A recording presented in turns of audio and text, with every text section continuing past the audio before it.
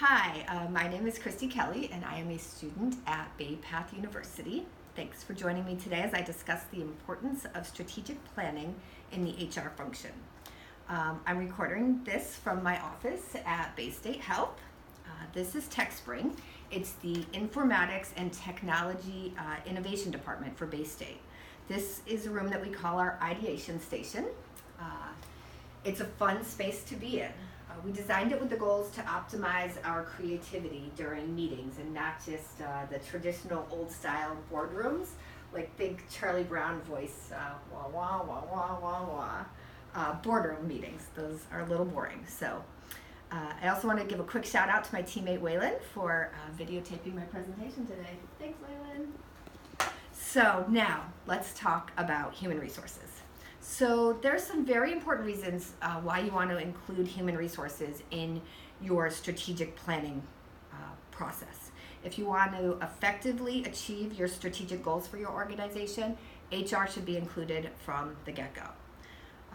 So there's some important things that you need to include. So the first one is going to be selection and staffing.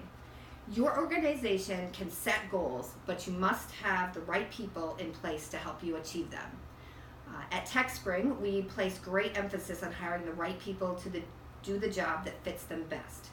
We have actually enlisted Jack Sparrow as part of our TechSpring team. There's Jack. He hangs out with us here in the office.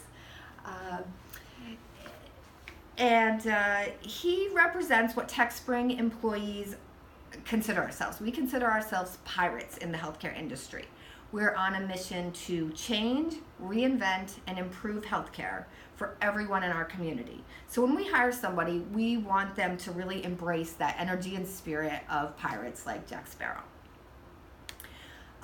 Second thing that is important is organizational development. Strategic plans often means change in the workplace. HR team members can report to the organizational development team about how changes might affect what's already taking place in the workplace. Another thing that's very important is training and development. As we know, everything changes. Like thinking about accounting, for an example. 20 years ago, we were using ledgers to balance our books. 10 years ago, we started really relying on things like QuickBooks, desktop versions. Now, online technology has taken over accounting and bookkeeping industry. We do everything online now. So research shows that only 20% of the workforce has the skills that they'll be using 10 years from now.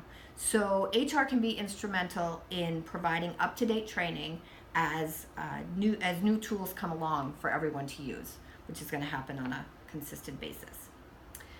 So next, let's discuss what aspects are needed to create a human resources management plan.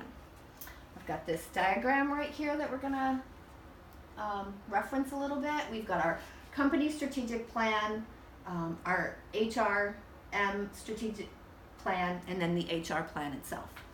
The things that I want to talk about are once we get down here in the HR strategic plan. As you can see, everything's connected.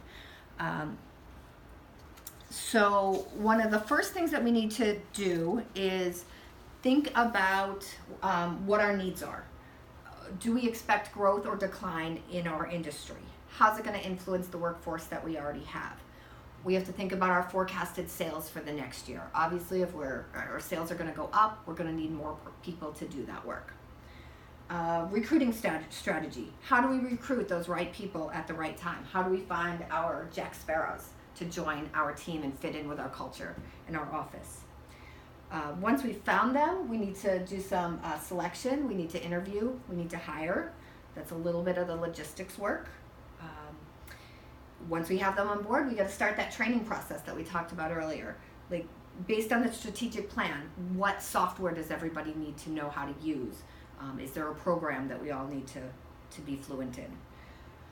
Another important part of HR is compensation. How much are you going to be able to pay these people? Does that fit into your budget based on your sales forecasts?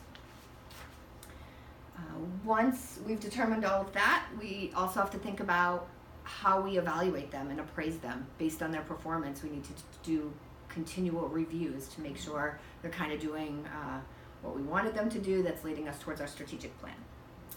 So, to wrap up this HR presentation, I'd like to state that when you think about HR, you do think about the logistics, the job titles, the compensation, the compliance issues, conflict resolution.